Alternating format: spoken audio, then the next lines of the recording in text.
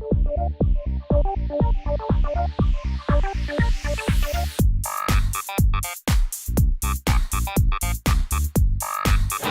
T-minus 90 minutes until curtains up on the first Press Presents event. Really excited. We've got all of our speakers backstage in the green room.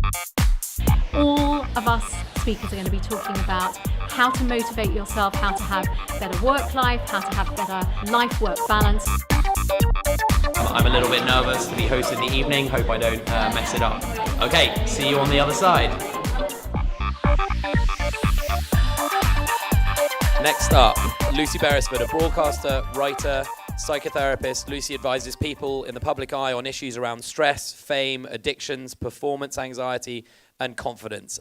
Lucy, thank you very much for being here with us this evening. Take it away. Thank you.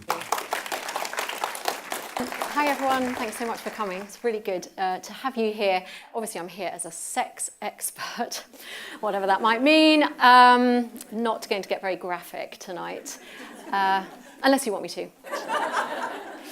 But I'm here really to talk about confidence, not just confidence in the bedroom really, but confidence that can kind of exude from you at any stage. Because if you have that confidence within you at any stage, it will obviously translate very successfully in the bedroom.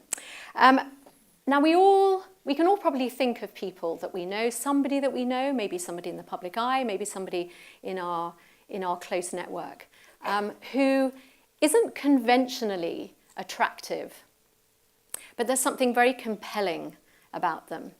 There's just something that really draws you in.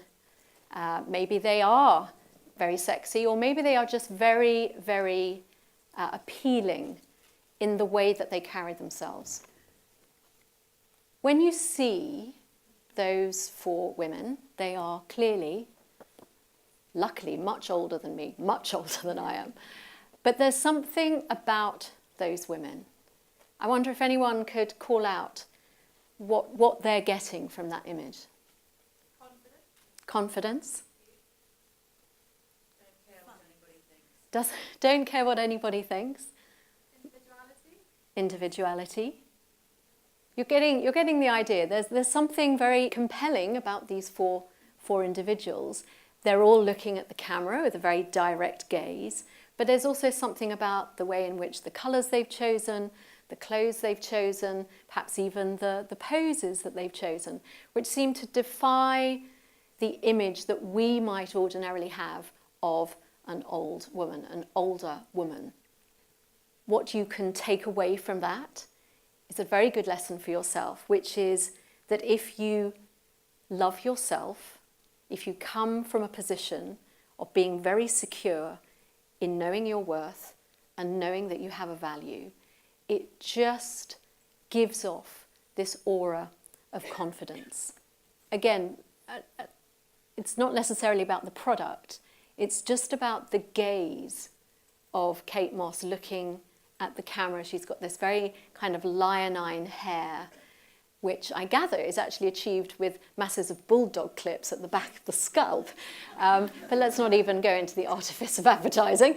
For me, there's something very arresting about that gaze of somebody who is totally unafraid to look at the camera and say, this is me. I don't really care what you think of me, but I feel very confident in who I am.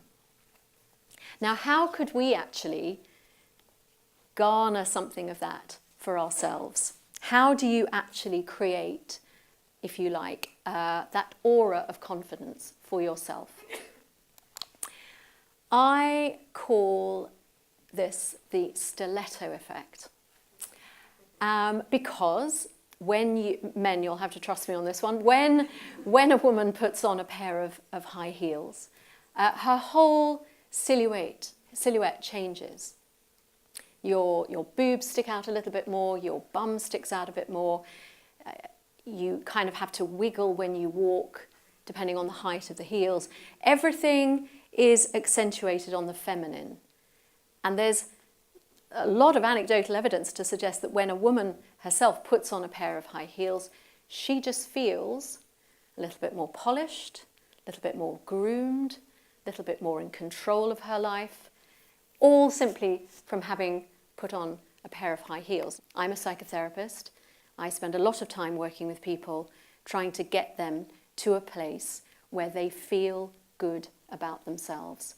And if it's about a pair of high heels, for a man, if it's about going and having a professional shave, if it's about looking after yourself in grooming terms, I'm all for it. Now, if you acknowledge that good self-care is a very important part of rebuilding your life and pushing yourself forward, there are ways in which you could demonstrate your self-care in your daily life. As a sex therapist, one of the things that you could be doing is demonstrating that self-love in the bedroom. So my proper poll question is,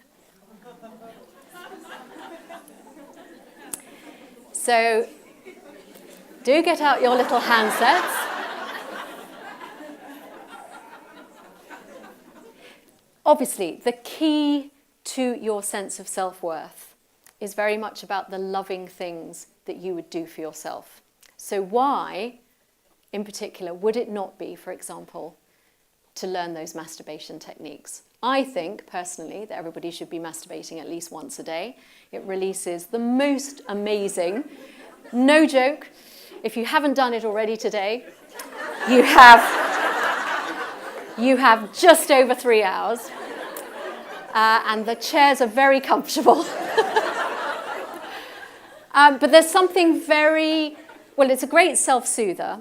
The release of the feel-good hormones are absolutely exquisite, but it just allows you to get completely in touch with your body. You know what works, you know what rhythm works, you know what pressure works, you know the positions you enjoy, you know the positions that will actually make you have an orgasm, the positions that won't really, and you can only ever take that beautifully won knowledge into the bedroom with your partner. So that the next time, maybe you're struggling to have an orgasm, or maybe you're with a new partner and you just don't quite know how to have that conversation. If you know so well what really turns you on and what really works and what enables you to orgasm, you can start having that conversation with your short-term partner, long-term partner, or even better, just with yourself. The relationship you have with yourself is going to last for the rest of your life. So you may as well be able to demonstrate a lot of self-love. Whether you would actually talk about it with your friends, I don't understand why people don't. You trade tips on everything else, and we're very imitative creatures. So why you wouldn't want to pick up tips from your friends about this kind of topic, I really don't know. But maybe that's just me. If you have the relationship with yourself off to a T, it only goes to suggest that you will have better relationships with other people. As long as you know what's going on here, and as long as you treat yourself with respect and with boundaries, then you won't take any nonsense from other people. You will have a huge bullshit detector to be able to maybe walk away from people who hurt you, or from people who are abusing you, using you. It just gives you that confidence that nobody else is required to keep you safe. Nobody else is required to make you feel loved. And nobody else is required to make you feel heard, because it's all coming from within. That is your reliable source. And every day, every hour, you can go back to that ultimately reliable source and know it for what it is. This thing that will get you through your life beautifully, elegantly, successfully, and with a great deal of happiness. Now, in order to feed that source, in order to fuel that love of yourself, it's worth having 3 tips up your sleeve. The first of those is to ask yourself at any given time, what could I do to be kind to myself right now or today, to make sure that every single day there is something that you are doing for yourself to be kind to yourself. The thing that you are missing in your life is the thing that you haven't been putting enough of out there. So if you want kindness, put that kindness out into the world first. If you think that you want love, don't wait for someone to come to you. Put your love out there yourself. Have an image of how you would like your life to be and put it out there.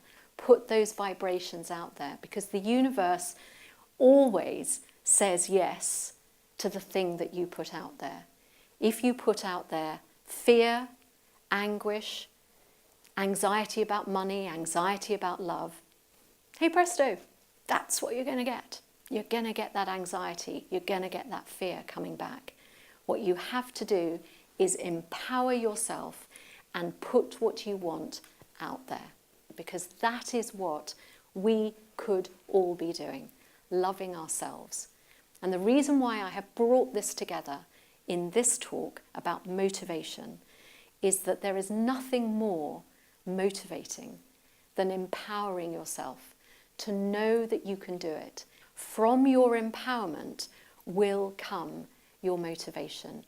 All you need to do is to believe that you can do that, and do that from a place of love which comes from within. Thank you.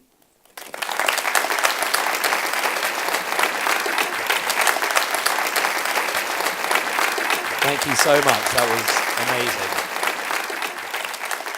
Thank you so much for coming. Thank you, Mind, for choosing us to partner with. Thank you, all of the speakers. They've given up huge amounts of their time to come here. They are all extremely busy people, so if you can give them all a massive round of applause. And thank you all for being here this evening.